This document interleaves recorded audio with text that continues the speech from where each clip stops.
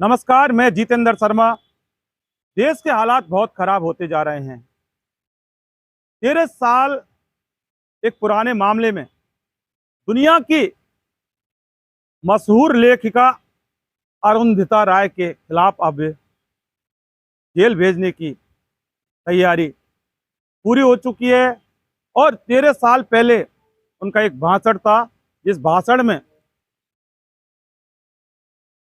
उन्होंने जो दिया था उसको मुद्दा बनाकर, और अब 13 साल बाद अरुंधति राय के लिए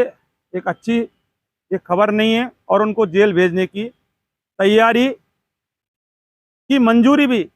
दिल्ली के उपराज्यपाल वीके सक्सेना ने दे दी है।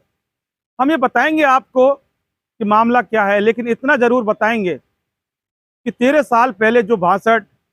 दिया था अरुंधति राय ने, उसमें उनके ऊपर जो आरोप लगाया हिंदू मुस्लिम में वहम नस्यता फैलाने का, यानी कि भड़काने का आरोप अरुंधति राय के ऊपर लगाया गया है। और धारा कोई छोटी मोटी नहीं जो आतंकवादियों के ऊपर लगती है, उग्रवादियों के ऊपर लगती है, यानी कि UAPA धारा के तहत ये सारा मामला दिया है। अब मैं आपको जो जिस भाषण को लेकर ये पूरी तैयारी की गई है भारतीय जनता पार्टी ने, और जिस तरह से नफरत का आरोप लगाया गया अरुंधति राय दुनिया की मशहूर लेखिका पर, लेकिन अब मैं कुछ ऐसे भारतीय जनता पार्टी के जो दुलारे लाडले जो नेता हैं उनके भाषणों को भी मैं आपको थोड़ा सा बताऊंगा, जिससे कि आपको पता लगना चाहिए कि अरुंधति राय का जो भाषण था वो कितना वहम नस्यता फैला रहा है हिंदू मुसलमान, यानी कि जो समुदायों में झगड़े फसाद करवाता है, या फिर भाजपा के ये दुलारे जो नेता हैं जिनको ये सरकार के बहुत चहेते हैं, वो किस तरह के भाषण ऑन मंच पर देते हैं, कैमरों के सामने देते हैं, माइकों पर देते हैं। मैं आपको बताता हूँ। केंद्रीय मंत्री अनुराग ठाकुर का नाम तो आपने सुना ही होगा। देश के गद्दारों को जूते मारो सालों को, ये हम नहीं कह रहे, भाजपा के केंद्रीय मंत्री अनुराग ठाकुर का ये बयान, ये भाषण मंच पर एक भड़काऊ भाषण के रूप में दर्ज किया गया था, लेकिन इनके खिलाफ कार्रवाई तो दूर की बात, एक FIR भी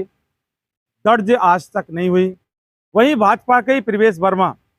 जो साफ तौर पर ये कहते हैं कि अगर बीजेपी को वोट नहीं देंगे तो बहन बेटियों को उठाकर ले जाएंगे, लेकिन मजाल कार्रवाई तो बहुत दूर की बात, एक FIR एक शिकायत तक प्रवेश वर्मा के खिलाफ आज तक दर्ज नहीं हुई। ये दो मामले, ये दो आदमी, ये दो नेता जो भाजपा के हैं। और अब तीसरी बात करूंगा, कपिल मिश्रा को तो आप जानते ही हैं, जो आम आदमी पार्टी में जब रहते थे तो बीजेपी को खुलकर गाली देते थे, और जब बीजेपी में कपिल मिश्रा आए तो उसके बाद दिल्ली दंगों में जिस तरह से भड़काऊ भाषण इन्होंने दिए थे, और मजाल है कि दिल्ली पुलिस ने आज तक इनके गिरेबान पर हाथ डाला हो या इनका हाथ पकड़ के ये पूछा हो कि साहब आपने ये ऐसा क्यों किया, और अगर किया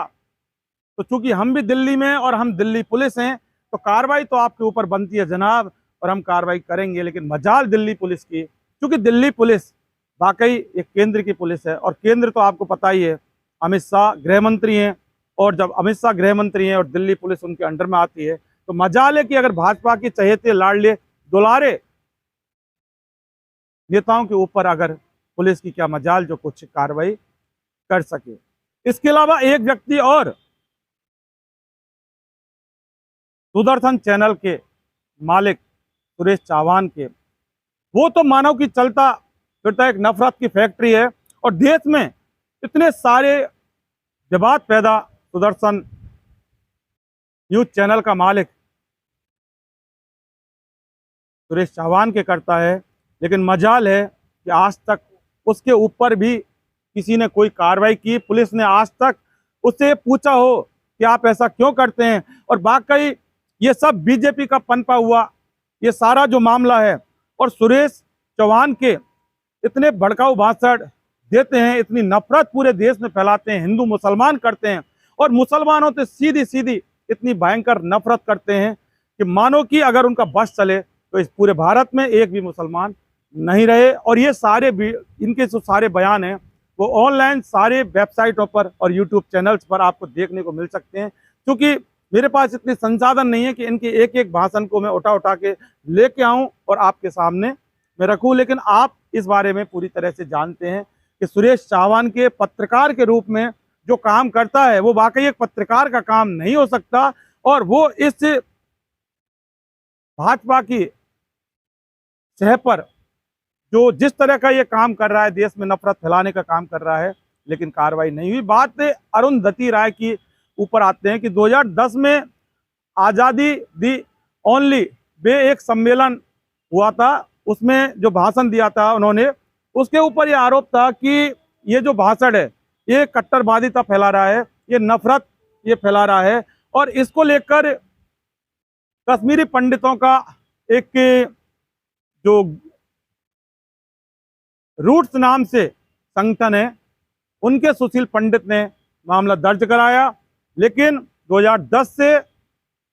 और 2023 यानी पूरे 13 साल में इस पूरे मामले पर कुछ भी नहीं हुआ। लेकिन अब 2010 से 2023 यानी कि पूरे 13 साल बाद अब मानो कि अरुंधति राय का ये जो भाषण है अब ये कुछ ना कुछ एक बहुत बड़ा विवाद पैदा करने वाला है, ऐसा बीजेपी को मानना है, ऐसा सरकार को मानना है। और दिल्ली के उपराज्यपाल VK सक्सेना ने अब मंजूरी दे दी है और अब जेल भेजने की पूरी तरह से तैयारी अरुंधति राय के लिए हो चुकी है। मैं आपको बता दूं, अरुंधति राय दुनिया की एक सर्वश्रेष्ठ, एक बहुत अच्छी लेखिका हैं, मशहूर लेखिका हैं और बहुत बड़ा चेहरा दुनिया के अंदर अरुंधति राय का है। अब चूंकि धारा UAPA लगी है और जो IPC की धारा 153A, 153B और 155 के तहत अरुंधति राय के ऊपर अब बड़ी कार्रवाई होगी, जेल जाना तय है। लेकिन सवाल अब सरकार से, सिस्टम से और लोकतंत्र से है कि अगर इस तरह से पत्रकारों को, लेखकों को और सामाजिक कार्यकर्ताओं को अगर इसी तरह से एक षड्यंत्र के तहत जेल भेजा जाएगा, जेलों में ठूसा जाएगा, तो लोकतंत्र कैसे बचेगा। लेकिन अरुंधति राय जो वाकई लेखिका हैं वो भी कभी भी किसी के सामने झुकने वाली नहीं है और पूरे हिंदुस्तान को, पूरे भारत को और पूरी दुनिया को गर्व है ऐसी अरुंधति राय जैसी लेखिकाओं पर, जिनसे सरकार उनके भाषणों से, उनके लेखों से, उनके आर्टिकलों से सरकार हिल तक जाती है और उनको किस तरह से ठिकाने लगाने की साजिश करती है और किस तरह से कार्रवाई के लिए एक पूरा माहौल क्रिएट करके और उनके खिलाफ कार्रवाई की मंजूरी दी जाती है। ये वाकई जो हो रहा है ये कहीं हद तक सही नहीं हो रहा, या यूँ कहें कि गलत हो रहा। दोस्तों फिलहाल के लिए बस इतना ही। अगर आपने हमारा इन्वेस्टिगेशन मीडिया चैनल सब्सक्राइब नहीं किया तो फौरन कर लीजिए, नीचे बेल आइकन जैसी घंटी को जरूर दबाएं। आप हमारा वीडियो देख रहे हैं, लेकिन आप पे इस वीडियो को अपने चित परिचित और जो जानकार लोग हैं उन तक भी जरूर ये भेजिए, जिससे कि वो भी हमारा ये वीडियो देख सकें।